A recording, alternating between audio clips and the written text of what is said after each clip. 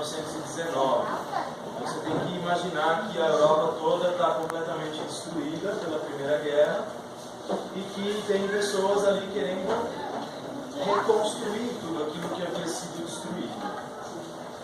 E o Rudolf Steiner, que eu acho que vocês também já devem ter ouvido falar dele, era um palestrante. Ele era um homem que fazia pesquisas e fazia muitas palestras. Então, se você pesquisar palestras do Rudolf Steiner, são, sei lá, 3.000 palestras que ele deu ao longo da vida. E palestras sobre muitos assuntos, diversos assuntos. Cada palestra é sobre um assunto diferente. Enfim, ele era um palestrante, um pesquisador, um cientista. E ele estava justamente no final da Primeira Guerra com ideias de reconstrução da sociedade. Como que a Europa e o mundo civilizado da Europa podia reconstruir. E fazia muitas palestras em relação a isso, em vários lugares.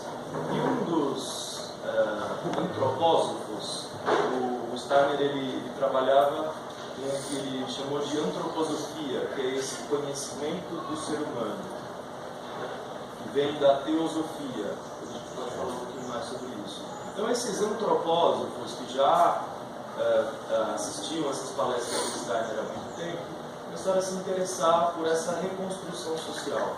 Quais são os pontos centrais da questão social? Tem muitas palestras e um deles se chamava Emil Molt, um senhor alemão, dono de uma fábrica de cigarros chamada Waldorf. Olha só que interessante. Nossa escola, nosso movimento, que é um movimento mundial, nasceu de uma fábrica de cigarros. Então esse homem é o mesmo grupo que é dono daquilo que é o Waldorf Astoria em Nova York. Era um grupo grande, era uma empresa bastante grande. E esse homem, Emil Molt, se interessou por fazer palestras para os funcionários da fábrica dele. Então, os funcionários elegeram lá uma série de temas que eles queriam discutir, temas às vezes vinculados às questões do trabalho, às vezes vinculados à questão da vida, de questões até filosóficas, e ele começou a fazer palestras enormes para esses funcionários. Então, tinham lá uma diminuição do turno de serviço e agora a palestra do Dr. Steiner para quem quiser. Esse movimento social com os funcionários da fábrica começou a crescer até que os funcionários e o Emil Molt, que era o dono da fábrica, sentiram vontade de fazer uma escola para os filhos dos funcionários, os filhos dos operários, gente muito simples. Gente que trabalhava enrolando cigarro. Essa fábrica era conhecida por, assim, o slogan deles era assim, enrolados um a um manualmente. Então não era uma fábrica, eram pessoas que ficavam enrolando cigarros manualmente. E aí começaram em 1919, fundaram essa primeira escola Waldorf em Stuttgart, na Alemanha.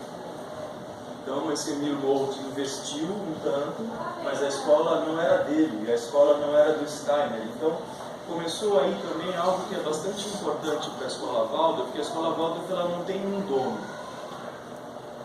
Ela não tem um dono, ela é uma figura jurídica que ela é uma associação entre pais e professores. Então aqui na nossa escola nós temos a nossa figura jurídica, que é a nossa mantenedora. Então, de tantos em tantos tempos, há uma eleição para escolher quem vão ser os diretores dessa mantenedora. Há toda uma lógica interna de funcionamento de como isso acontece, como são as eleições, mas então a gente não tem um dono. E a gente também exerce esse poder entre os professores, essas diretrizes da escola, coletivamente. Então, a coordenação pedagógica da escola é um grupo de professores que faz, não tem o coordenador pedagógico. Então, é um grupo de professores que cuida dos aspectos pedagógicos da escola, essa conferência interna. É um grupo menor, não são todos os 55 professores, sei lá, acho que é isso que tem aqui na escola, é um grupo reduzido que toma as decisões de contratação de professores, de demissão de professores, de acompanhamento dos colegas, desse acompanhamento dos alunos. Então, esse aspecto coletivo, ele é bastante, assim, faz bastante parte da escola Waldorf. E tem, além dessa figura jurídica, que é a mantenedora, além da figura dos professores, tem também o conselho de pais, que é responsável pela parte de mobilização social na escola. Então, com essas três figuras, que foram assim criadas e gestadas já nessa primeira escola. Então, isso garante que cada escola tenha o seu jeito, as suas regras de funcionamento, por exemplo, quanto à eleição da diretoria, quanto ao número de professores que está nessa conferência. Então, com esses princípios assim, de participação, mas de participação não tão democrática assim, não é uma democracia em que, por exemplo, os pais vão escolher os professores, fazem uma votação e escolhem os professores. Não é democrático nesse sentido. É democrático no sentido republicano, de que também a gente participa e trabalha com muitas comissões. Então, se você vier ser pai aqui na escola, você vai ser convidado para trabalhar em muitas comissões. Temos comissão financeira, comissão de comunicação, comissão de cantina, comissão de festas, comissão de biblioteca. Então, tem uma série de participações que a escola precisa que os pais façam, que também vem no pacote. A gente não é uma escola assim de deixo na porta e pego na saída, deixo na porta e pego na saída. Então isso é bem importante todo mundo saber que a escola funciona assim, com essa participação, né? Cada um sabendo exatamente qual é o seu papel na escola. Então, assim, as origens históricas da pedagogia Waldorf é rapidinho, mais ou menos isso. Dá para pesquisar, dá para ler, tem bastante bibliografia sobre isso. O nosso colégio, ele existe desde 1978 ou 77, há controvérsias históricas. Então, esse movimento da pedagogia Waldorf começou na Alemanha, se espalhou pela Alemanha, depois foi para a Inglaterra, nos Estados Unidos. E aí, quando os imigrantes alemães começaram a vir para o Brasil, agora depois da Segunda Guerra, eles se juntaram em torno dessa escola, que era a escola Higienópolis, funcionava lá em Higienópolis, e era uma escola da comunidade alemã. E essa escola começou a crescer e se transformou na escola Waldorf Rudolf Steiner, que é a primeira escola Waldorf aqui no Brasil. Fica lá em Santo Amaro agora, eles não estão mais saindo de Higienópolis, é a primeira escola. Eles são de 1950 e pouco, eu acho. 54, 55. E aí, em 77, essa escola já não tinha mais vagas, já tinha uma demanda de pessoas, não só os alemães, mas pessoas de outras origens, querendo formar uma escola. Então, um grupo de pais e professores começou a procurar um lugar para fazer uma segunda escola. E saíram lá do alto da Boa Vista e vieram aqui para o Jardim Boa Vista, né?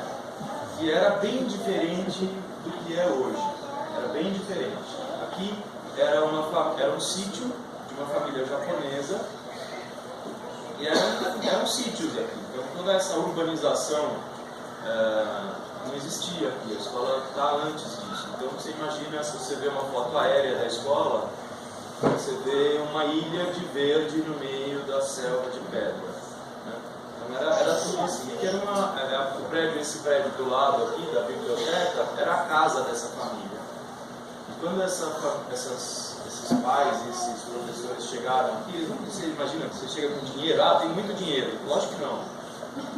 Chegaram com pouco dinheiro, assim, não tinham recursos suficientes para comprar essa propriedade. E a negociação toda foi feita em japonês, porque o dono do sítio era um senhor japonês que não falava português. Então acharam lá um dos pais que falava português e fez a negociação em português. Quando esse homem soube que era para formar uma escola aqui, ele concordou em vender a propriedade dele por um preço muito menor do que o que ela valia. Então ele sabia que de alguma maneira isso ia ser preservado, ia continuar. E aí começou o Colégio Micael. E nós estamos aqui, nós já temos esse prédio, temos aquele prédio, mas no começo era uma situação bem pequenininha e foi crescendo com o trabalho dos pais e dos professores, né? Com muita doação, com muito sacrifício, com muito turno de trabalho dobrado, com muita reunião, com muita briga às vezes, com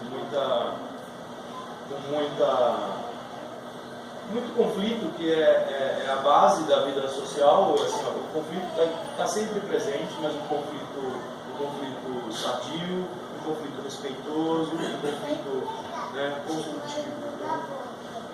Então, estamos aqui. E aí, a gente olha para uma criança pequena e a gente vê que de 7 em 7 anos existem transformações que acontecem física e animicamente nessa criança. Então, quando a criança nasce, o que está nascendo? O que nasce quando a criança nasce? O pai e a mãe nascem, eles começam aí, é verdade. Mas a gente consegue ver o que a gente não via. Não é assim? Existe uma parte toda física da criança que nasce. É o corpinho dela. 3 quilos, 492 gramas. 47,13 centímetros. Não é assim? A gente até mede. Então, nasce o corpinho físico dessa criança, quando ela nasce. E aí, até os 7 anos, ela tem um trabalhão, talvez o maior trabalho que a gente tem na vida toda, que é fazer esse corpinho crescer e dar diretrizes, como se fosse assim, o planejamento do meu corpo vai sendo feito até os 7 anos. A planta baixa do que eu quero para o meu corpo vai sendo feito. A ideia. Então ela cresce e ela começa a se desenvolver. A primeira coisa que ela faz é o quê? Chora. Ela chora, ela mama, ela suga, ela faz cocô, faz xixi. E o que a gente tem que fazer? Tem que cuidar. Porque uma criança sozinha, ela não tem força suficiente para se manter, como uma girafinha tem. Uma girafa nasce, despenca. Você já viu a girafa nascendo? Ela despenca da mãe, faz pof. Quando ela faz pof, ela acorda, e o que ela tem que fazer? Ela tem que levantar e andar, porque logo vai vir um leão. É assim. Assim, imagina com a gente assim, você nasce e sai andando e falando assim. Não é. A gente precisa de cuidados. E esses cuidados todos trazem vitalidade para o nosso corpo. Então a gente tem essa parte física no nosso corpo e a gente tem também algo que mantém esse corpo funcionando, esse corpo vivo, que sara esse corpo quando ele está doente. Eu corto o meu braço, algo em mim vai lá e conserta, né? Só que se eu, por exemplo, se eu tenho um acidente, eu perco um membro, essa força que tem em mim, ela não consegue fazer o meu braço crescer de novo. Ela tem uma força limitada. Então, se eu fico sem dormir, essa minha força ela vai diminuindo. Se eu fico sem comer, essa força minha diminui. Se eu fico só no escuro, sem luz, essa minha força diminui. Então, do 0 até os 7 anos, a criança está tomando posse desse seu corpo e está ganhando consciência para que ela mesma possa se cuidar. Então, claro que ela não vai conseguir fazer tudo o que ela faz, mas a gente espera que até os 7 anos uma criança já se vista sozinha, já escove os dentinhos, já saiba se limpar sozinha, já sabe passar o shampoo, já sabe comer com a sua própria mão. Então, todos esses cuidados do corpo, ela precisa conquistar até os 7 anos. Então, do 0 a 7 é uma fase. Não é do dia seguinte também, tá, gente? Faz aniversário 8 de abril, 9 de abril já está tudo resolvido, não é? Tem os que começam antes, os que começam depois. Né? Então, o 0 a 7 é o que a gente chama de primeiro CTM, e é o que a gente reproduz aqui na escola como se fosse uma casa, que é o que a criança precisa. A criança não precisa de uma escola. A gente não deveria ser necessário como um jardim de infância. Mas o mundo pede que a gente seja necessário. Então a gente se faz necessário. Então a gente reproduz o quê? Uma casa. E numa casa tem o quê? Só crianças de 1 ano, só crianças de 2 anos, só crianças de 3 anos. Não. Tem o irmão mais velho, o outro que já sabe onde é o caminho. Tem crianças em idades diferentes convivendo. Então aqui a gente também convive. As jardineiras podem falar melhor que eu isso. Então, tem atividades de culinária, tem atividades de cuidado da casa. Vamos varrer? Vamos varrer. Você sabe varrer? Olha que atividade boa para varrer. Aí, e brincar. Né? Então, precisa também ter um espaço em que ele possa brincar livremente, sem ser dirigido. Brincar dentro de casa e brincar no quintal de casa. Então, quando a criança está no jardim, ela tem esse tipo de atividades que vão fazer com que ela perceba esse seu corpo. Então, atividades que desenvolvam o sentido do tato.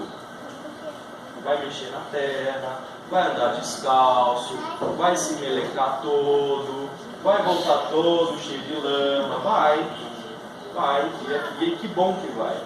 Né? Então, atividades de movimento, então vai correr, vai balançar, vai subir, vai descer, vai deitar, vai sentar, atividades de equilíbrio.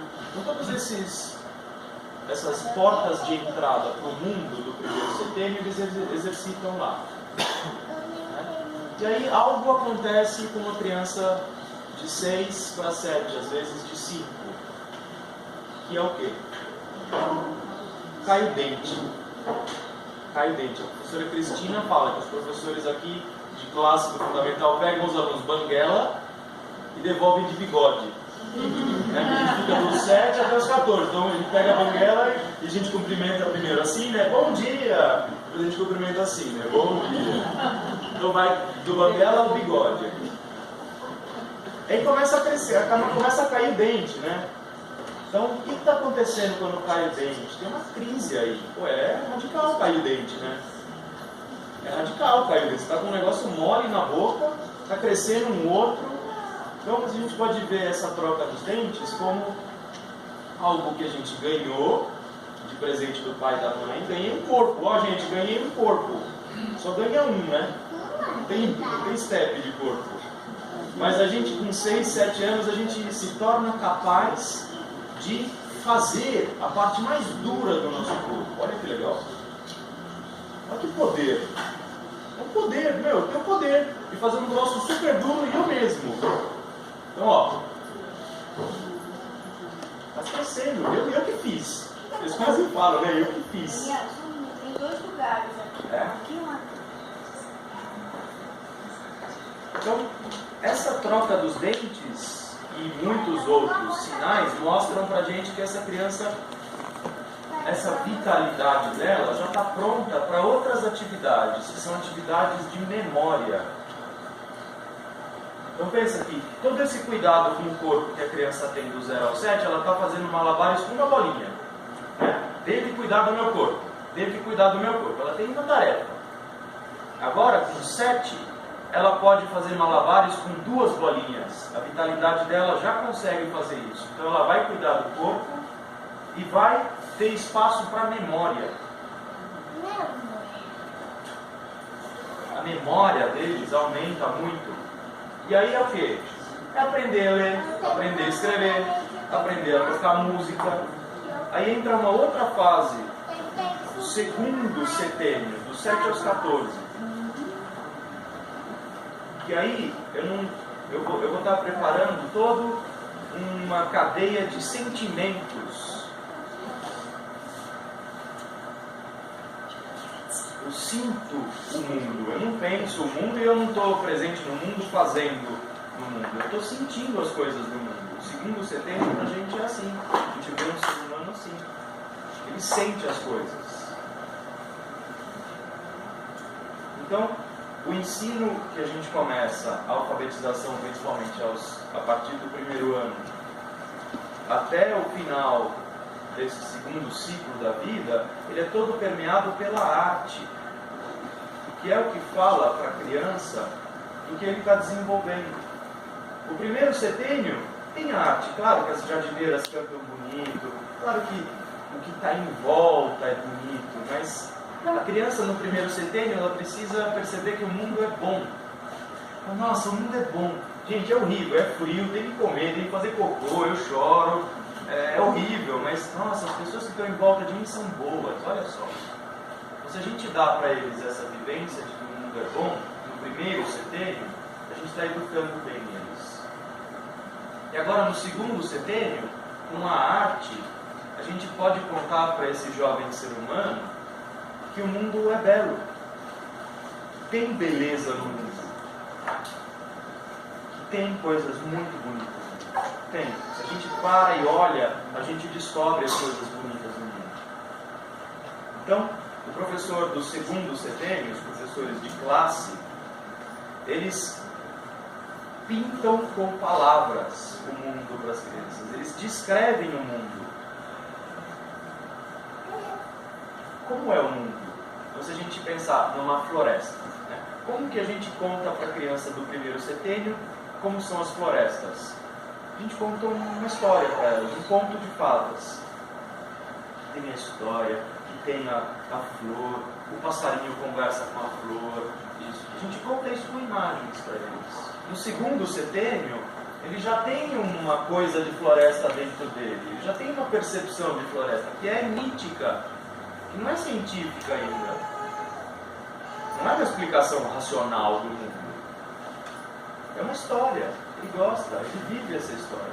E aí no segundo setênio eu chego para ele e falo: no Cerrado, as florestas são assim. Na Amazônia, acontece isso, tem a chuva, tem o outro, as florestas são de outro jeito. Na savana africana, é assim. Nos desertos, é assim. Então eu vou contando com palavras e com imagens para eles. E aí, esse mundo para a criança de segundo setênio precisa ser belo.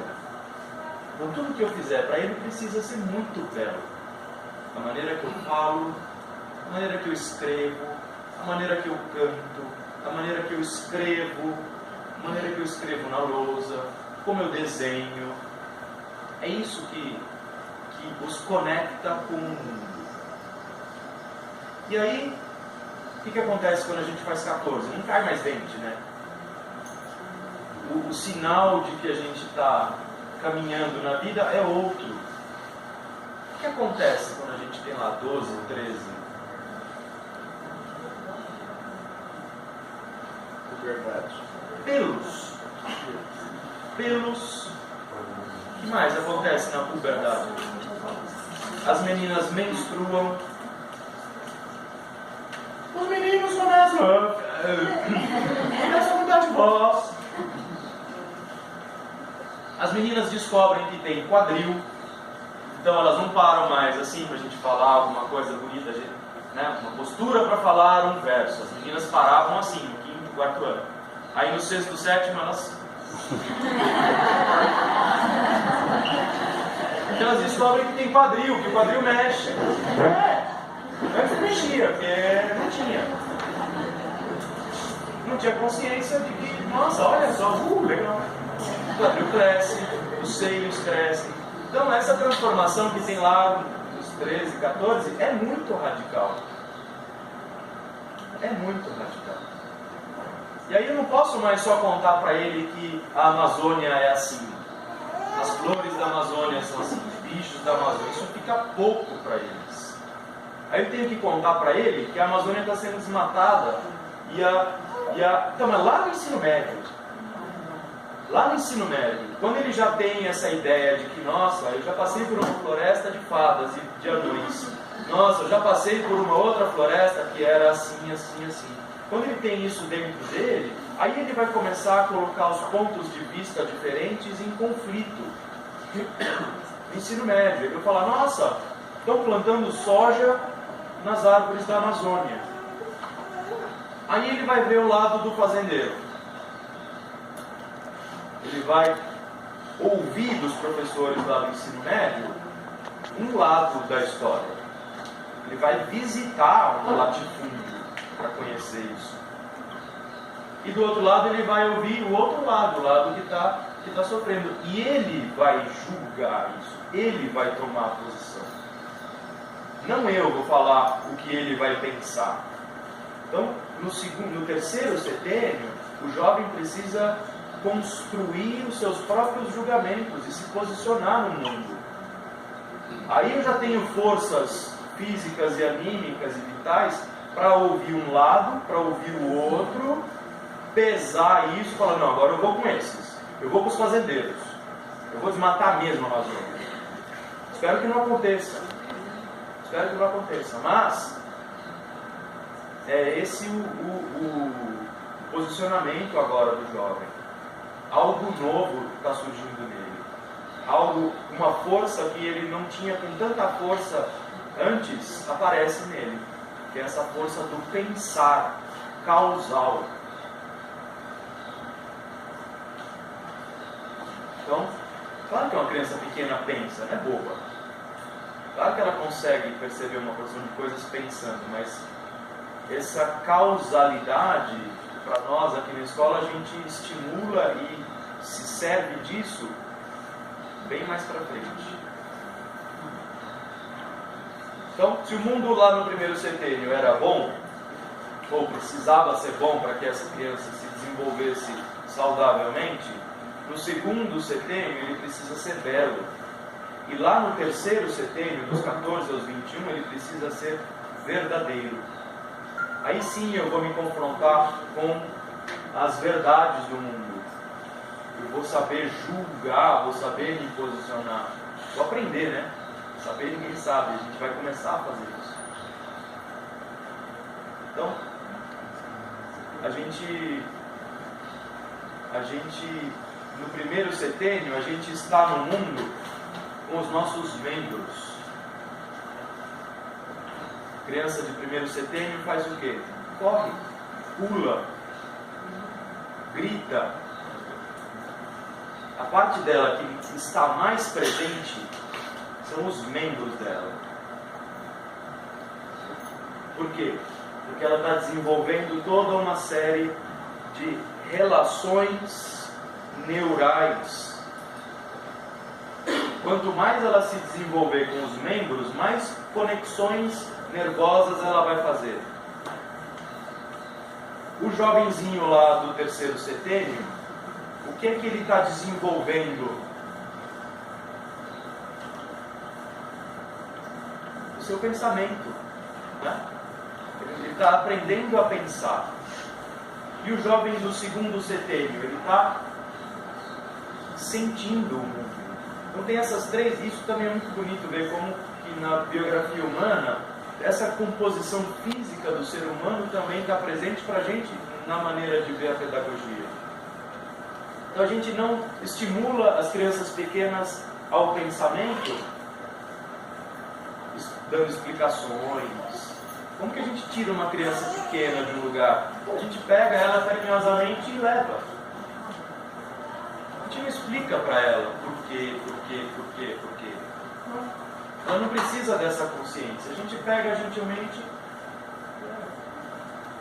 Se eu for pegar gentilmente um jovem de 16 anos e falar, vem pra cá, o que ele vai falar? Você é um idiota. Você é um idiota. Um jovem de 16, 17, aí eu explico, ó, você não pode ficar aqui por causa disso, por causa daquilo outro. Aí a conversa é aqui. Então, e no meio? O que a gente faz no meio do sanduíche da vida aí, da vida escolar? Complicado, né?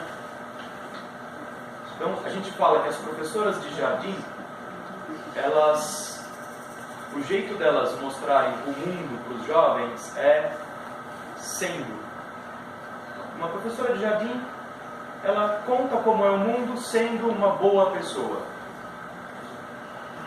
Um professor de ensino fundamental, ele vai ser um bom professor de ensino fundamental se ele conseguir ter com os alunos uma autoridade amada. E aí é complicado. Porque não é uma autoridade que ele chegue e... Ele tem essa possibilidade de chegar e... Aí ele não é uma autoridade amada, mas se de alguma maneira a criança de 7 a 14 olha para esse adulto que está na frente dela e fala: nossa, ele está me contando uma porção de coisas que eu não sei do mundo, então eu vou acreditar no que ele está falando. Essa é a autoridade amada que a gente busca ser, dos 7 aos 14. E por isso o professor de classe acompanha os jovens do ensino fundamental todo. E aí essa autoridade lá com 14 anos, lá no ensino médio, essa autoridade não interessa mais para ele. Agora o jovem, ele quer eleger, ele quer escolher. Eu quero me ligar mais a você, porque o conteúdo que você está ensinando para a gente é o que mais fala para mim. Então aí ele escolhe esses, entre aspas, pessoas mais próximas que vão contar para ele como é o mundo. Aí ele mesmo tem que julgar.